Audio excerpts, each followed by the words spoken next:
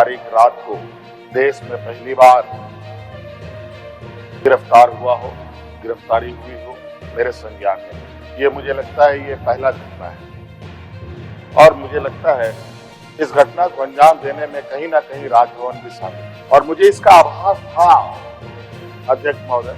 तो इनके अंदर चूंकि कुंठा है, वो आए दिन ये बयां करती थी। क्या आप जानते हैं कि झारखंड के मुख्यमंत्री हेमंत सोरेन को बुधवार को एक जमीन घोटाले से जुड़े धन षड्यंत्र मामले में निर्वाचन निदेशालय ने गिरफ्तार कर लिया है।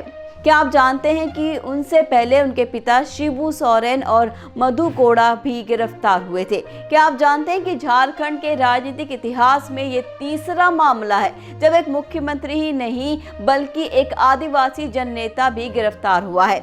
अगर आप इन सवालों के जवाब नहीं जानते तो आज का हमारा खास वीडियो आपके लिए बहुत ही रोचक और जानकारीपूर्ण होगा। हम आपको बताएंगे कि हेमंत सोरेन को किस मामले में गिरफ्तार किया गया है और इसके पीछे के कारण और प्रभाव क्या हैं। झारखंड के विकास और स्थिरता के लिए इस घटना का क्या महत्व है और इसके आगे क्या हो सकता है। तो चलिए शुरू करते हैं आज का सफर। नमस्कार, आप देख रहे हैं एयर न्यूज।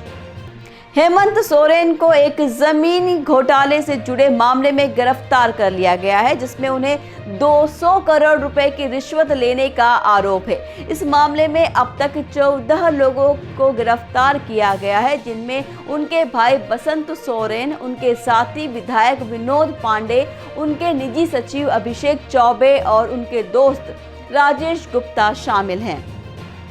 हेमंत सोरेन पर आरोप है कि उन्होंने साल 2013 में झारखंड के रांची जिले के बिट्टी गांव में एक जमीन का अवैध रूप से मालिकाना हक हासिल किया था जो कि एक आदिवासी के नाम पर थी। उन्होंने इस जमीन को बिना किसी अधिकार के एक बिल्डर को बेच दिया था जिससे उन्हें 200 करोड़ रुपए की रिश्वत मिली थी। इस रिश्वत का पता उनके बैंक खातों, बिजनेस एंटिटीज और प्रॉपर्टी के जरिए लगाया गया। निर्वाचन निदेशालय ने इस मामले में एक चार्जशीट भी दायर की जिसमें हेमंत सोरेन के अलावा उनके परिवार के सदस्यों और सहयोगियों के नाम भी शामिल हैं। ऐसे में हेमंत सोरेन की गिरफ्तारी से उनकी सरकार पर खतरा मंडरा रहा है क्योंकि उनकी सरकार को कांग्रेस और राष्ट्रीय जनता दल का समर्थन मिल रहा है। इन दोनों दलों ने अभी तक हेमंत सोरेन का साथ देने का ऐलान किया है, लेकिन उनके विधायकों के बीच असंतोष भी फैल रहा है। बीजेपी ने तो इस मौके का फायदा उठाते हुए हेमंत सोरेन के इस्तीफे की मांग कर दी और उन्हें घोटालेबाज और बेईमान कहा। वैसे ये पहली बार नहीं है कि किसी मुख्यमंत्री को ऐसे गिरफ्तार किया गया है, बल्कि हकीकत ये है कि इससे पहले भी झारखंड के राजनीतिक इतिहास में 2 बार मुख्यमंत्री गिरफ्तार हुए थे जो कि राज्य की गरीबी, बेरोजगारी और नक्सलवाद की समस्याओं को और बढ़ा देते थे। इनमें पहला नाम था शिबू सोरेन का, जो हेमंत सोरेन के पिता और झारखंड मुक्ति मोर्चा के संस्थापक हैं। शिबू सोरेन को साल 2006 में अपने निजी सचिव शशि नाथ झा की हत्या के मामले में दिल्ली की एक अदालत ने उम्र कैद की सजा सुनाई थी। उस समय वो मनमोहन सिंह की केंद्र सरकार में कोयला मंत्री थे। उन पर यह आरोप लगाया गया था कि उन्होंने अपने सचिव को मार डाला था क्योंकि वो उनके रिश्वत लेने के राज को जानता था। साथ ही ये भी आरोप लगाया गया था कि उन्होंने पीवी नरसिम्हा राव की सरकार को बचाने के लिए विश्वास मत मामले में रिश्वत ली थी, लेकिन साल 2007 में दिल्ली हाई कोर्ट ने उन्हें रिहा कर दिया था और 2018 में सुप्रीम कोर्ट ने भी उनको बरी कर दिया था। दूसरा मामला था मधु कोड़ा का, जो साल 2006 से 2008 तक झारखंड के मुख्यमंत्री रहे थे। उन्हें धन षड्यंत्र और अनुपातिक संपत्ति के मामले में गिरफ्तार किया गया था। उन पर यह आरोप भी लगाया गया था कि उन्होंने अपने कार्यकाल में कोयला और खनन ब्लॉकों का आवंटन करने के लिए रिश्वत ली थी। उनके और उनके सहयोगियों के द्वारा इस तरह से 4000 करोड़ रुपए का लाभ हासिल किया गया था। उनकी 144 करोड़ रुपए की संपत्ति को धन षड्यंत्र के मामले में जब्त कर लिया गया था। उन्हें साल 2009 में गिरफ्तार किया गया था और साल 2013 में जमानत मिली थी। साल 2017 में उन्हें 3 साल की सजा और 25 लाख रुपए का जुर्माना सुनाया गया था।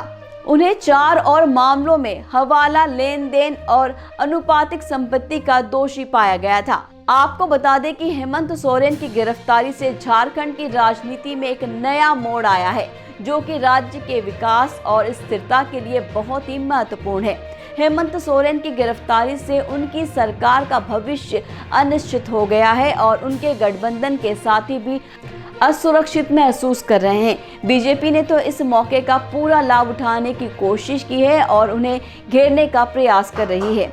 बीजेपी का दावा है कि हेमंत सोरेन की सरकार अब तकनीकी रूप से गिर चुकी है और इस बीच बीजेपी ने राज्यपाल से मुलाकात करके उन्हें इस मामले में कार्रवाई करने की अपील की है।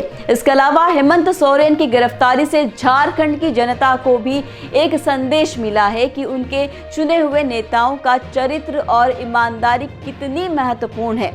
इस गिरफ्तारी से उनके समर्थकों को निराशा और आक्रोश का अनुभव हुआ है, जबकि उनके विरोधियों को खुशी और उत्साह का। बाकी इससे यह भी स्पष्ट हुआ है कि राजनीतिक घोटालों के खिलाफ कानून का राज है और कोई भी इससे नहीं बच सकता है। तो ये थी हमारी आज की खास पेशकश, जिसमें हमने आपको झारखंड के मुख्यमंत्री हेमंत सोरेन की गिरफ्तारी के बारे में विस्तार से बताया। हमने आपको बताया कि उन्हें किस मामले में गिरफ्तार किया गया है और इसके पीछे के कारण और प्रभाव क्या हैं। हमने आपको बताया कि झारखंड के राजनीति इतिहास में इससे पहले कौन कौन से मुख्यमंत्री गिरफ्तार हुए थे और उनके मामलों का क्या हुआ था। हमने आपको ये भी बताया कि झारखंड के विकास और स्थिरता के लिए इस घटना का क्या महत्व है और इसके आगे क्या हो सकता है। हम उम्मीद करते हैं कि आपको हमारा ये वीडियो पसंद आया होगा और आपको इससे कुछ नया जानने को ज़रूर मिला होगा। अगर आपको हमारा प्रयास अच्छा लगा हो तो कृपया आप अपने विचार और सुझाव हमें ज़रूर शेयर करें। एयर न्यूज़ को लाइक, सब्सक्राइब करना ना भूलें। फिर मिलेंगे अगले वीडियो में। दीजिए विदा। नमस्कार।